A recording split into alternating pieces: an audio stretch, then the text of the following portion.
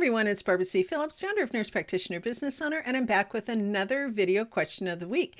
And this one is about what are the policies and procedures that a small practice should have on startup? And of course, my answer is going to be, it depends. So what policies and procedures, such as HIPAA, staff, provider, and patient responsibility, etc., are important to small practices, and how do you get the policy and procedure manual written up? Do you outsource it or do you write it yourself? And so there's a lot of different ways that we can approach this, and I'll share with you what I've done. But some of the policies and procedures that are really, really important when you are starting up, obviously, are your financial policies and procedures. It's really important that the patients coming in to see you understand what their financial responsibility is going to be to you. You also want to make sure that your financial policies for you and your staff are in order as well, because you need to protect your business, and you also want to make sure that you are in compliance. And the same thing goes with billing. What is going to be your policy and procedure? It's really important to get paid. Cash flow is the number one reason that practices do fail. So you want to make sure that you are paying attention to your finances, and you will be doing that partially with your policies and procedures. And then also collecting money up front. That also goes into as far as those patient financial policies and procedures, but also you want to teach your staff how to go ahead and ask for money in a respectful way, but in an expected way as well, because you do have responsibilities to collect that money to a lot of different people, including your business. You also want employee policies if you're going to have employees. Now, employee policies can be everything from hiring to disciplinary action to letting go. You'll also want to make sure that you are following your state and federal employment guidelines in terms of what you are doing.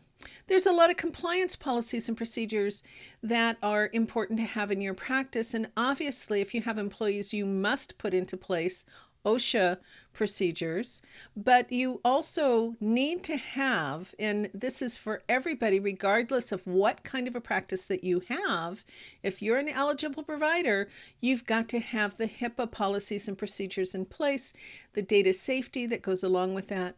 And those are some just to get you started. Now, again, this is going to depend on just what kind of a practice that you have, but those are some of the ones that are pretty global. So where do you get these? Well, you can write them yourself. It's tedious, but you can do it. If you do have staff, I would include them in helping you write that, because they know what they're already doing and you can tweak it from there.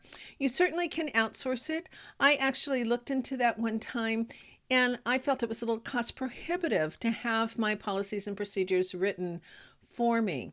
And so this is what I have used. This book, in fact, I actually have it right here. So this is what I have ended up using for my practices. And they lots of templates that you can use, and then you can tweak them so that they match your practice. If you are using any kind of policy and procedure templates, you want to make sure, or for any kind of templates like that, you want to make sure that you customize it to your practice.